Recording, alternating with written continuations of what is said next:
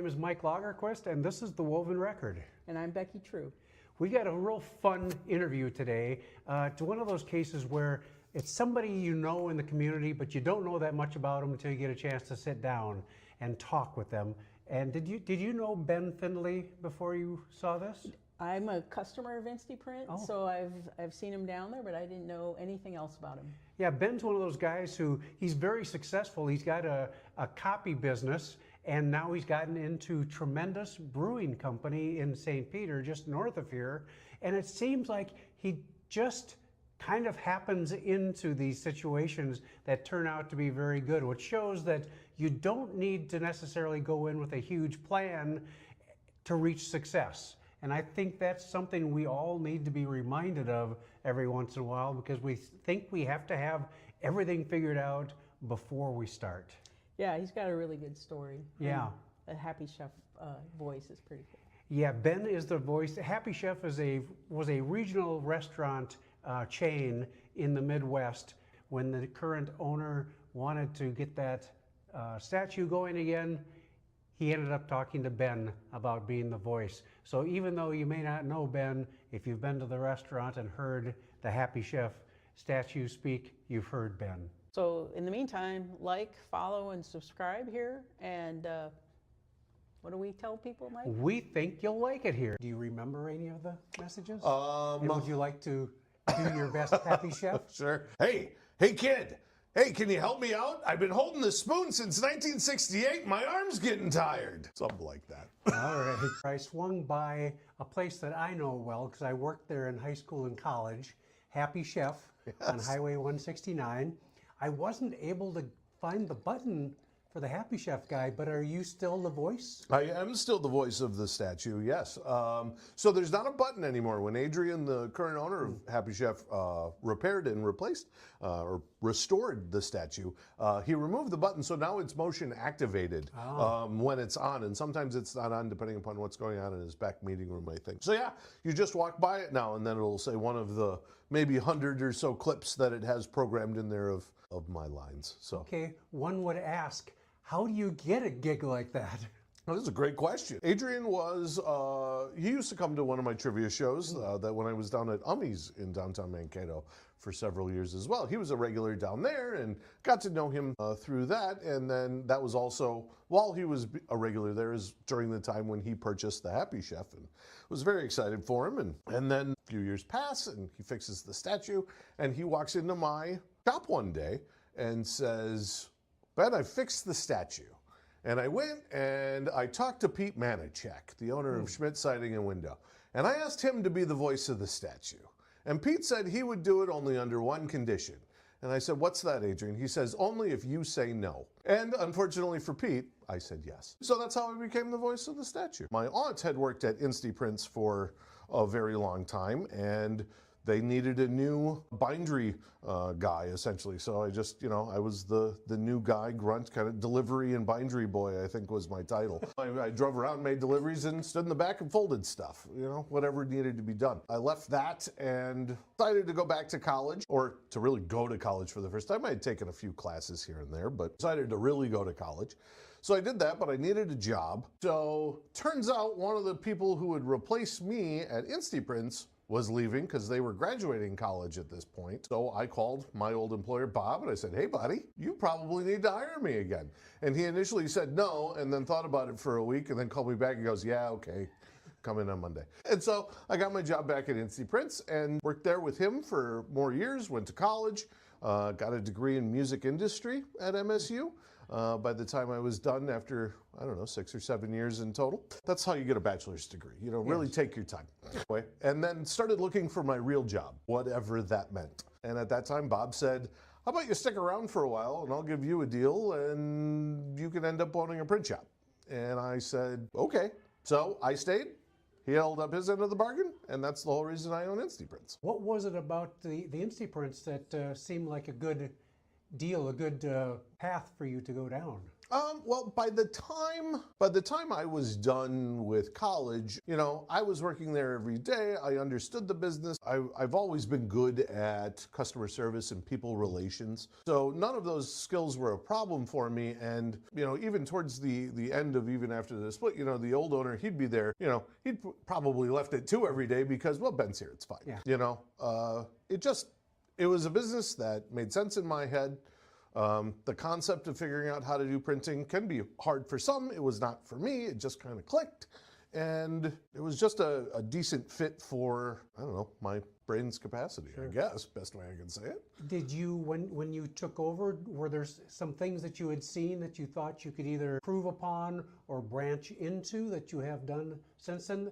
Because printing is a changing industry, especially with the out there. Oh, very much so. And yeah, I learned a lot. One, yeah, the things that the old owner would say, no, I don't want to take time to get into that, you know, was probably because he was towards the end of his tenure, but not also looking forward to, well, if I'm going to buy it, I kind of want to generate some revenue and make some changes. So yeah, you deal with some of those things perhaps. And also, yeah, just the landscape of printing, you know, back in 1999, when I started working there, we were doing 40, 50, 60,000 3-part carbonless forms a month because that's how everybody did business, right? You went into your mechanic. Oh, great. This is what I think we're going to do. Sign this. Oh, you get the yellow copy. We'll keep the pink, whatever. When you used to get a cell phone at the cell phone store, you filled out a carbonless form. Now it's all on an iPad. So yeah, most of those have gone away. Do I still print carbonless forms to this day?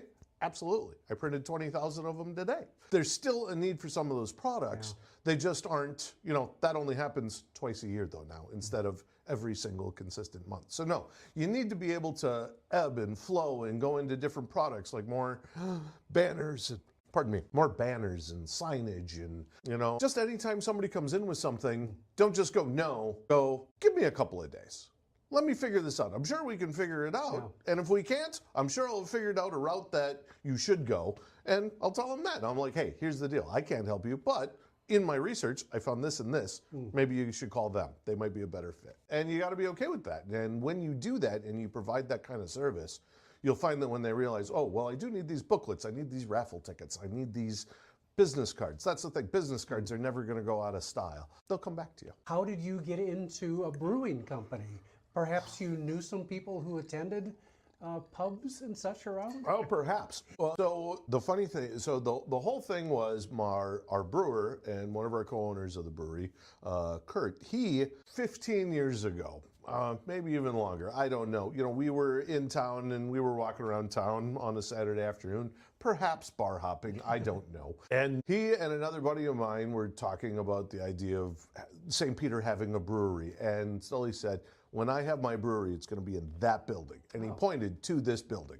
And I'm standing there going, okay, buddy, it's good to have dreams. Good for you. Which was the fire hall. He pointed to this old fire hall. And then, 2 years ago, the city announced they were going to build a new fire hall. And they were going to put this one up for sale with request for proposal. I didn't know that until Kurt called me and said, you need to buy me this building so I can open my brewery. And I said, hold on, buddy. This is the first I'm hearing of it. Yeah. Let me call the banker. The banker said, sure, let's figure it out. And I'm like, banker, you were supposed to say no. Come on now.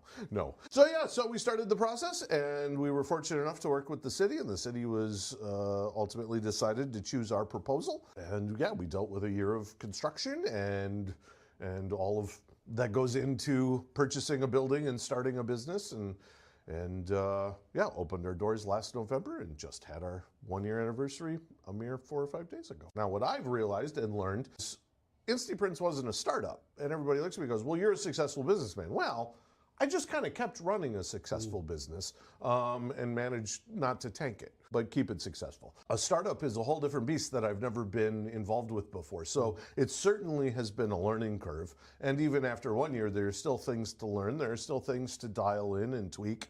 And it's not as, I learn a lot more here at the brewery than I do at the print shop. The print shop is black and white. I do offer full color as well, but a lot of decisions there can be black and white because I have so much historical data of how things can operate and what product's going to work better, vice versa. This is a whole different kind of industry. It's not as simple as buy a product, sell a product. It's make a product. Flavor that product, do the science to make that product taste good. And then also within that product, there's so many different variations of, beer drinkers. Here's another big secret. I don't really like beer. I've never been a big beer fan, but lots of people are. So I test everything that we make, obviously, and some of it I like, and some of them I'm like, yeah, that tastes like beer. I don't understand. But finding these different beer people that come in and, a quarter of them like, I only drink IPAs, and the other quarter are, I want nothing to do with an IPA, or do you have a sour beer? And the other things is, what do you have for, the concept of breweries has changed so much especially in the state, I don't know about the country so much, but providing non-alcoholic beverages and having our mocktails and other products, like this is a hop water. So it's like LaCroix, think of it like LaCroix, flavored with hops. It's a great NA alternative. It's light, it's refreshing. Something I never would have thought of as a product was even made. I didn't know they existed before I owned the brewery, but they've been around for a little while, I guess. So things like that, just learning the different styles of beer and what the public wants and how to keep them engaged with the tap. Because the more breweries that are in an area, the more we find brewery folks, as I've come to refer to them as, will travel to find yours.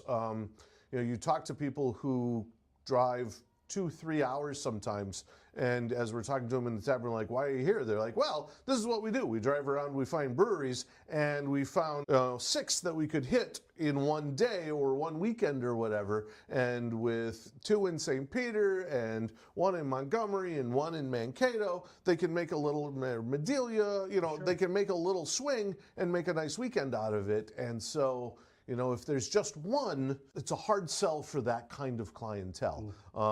And a lot of people, we sell these books called Hop Passports that are through the Brewers Guild of this state. And and it's got every brewery in there, and you go to the brewery, and typically it's a buy one, get one if you show up with your passport, and we stamp it and whatever. And yeah, when we talk to those people especially, they're like, yeah, this book shows us where to go, and we map out these nice little trips to hit as many as we can. So that's really, really interesting. And yeah, when there's only one that might be a ways away from any other one, it can be a struggle for them to get a larger presence, is what we've learned. Do you have any thoughts on what you would like to or not like to get into? That's a great question. What I've found with the print shop and this and some of the outside entertaining that I still do, the trivia and the comedy and whatnot, the plate's pretty full. I don't know that I could squeeze anything else into it without letting something go. Sure. And with this being new, well, I'm not letting this go. The print shop, I'm gonna hold on to that for a little while, at least 10 more years. And then after that, who knows, we might revisit some things. But for the next 10 years, I think my plan's pretty well set.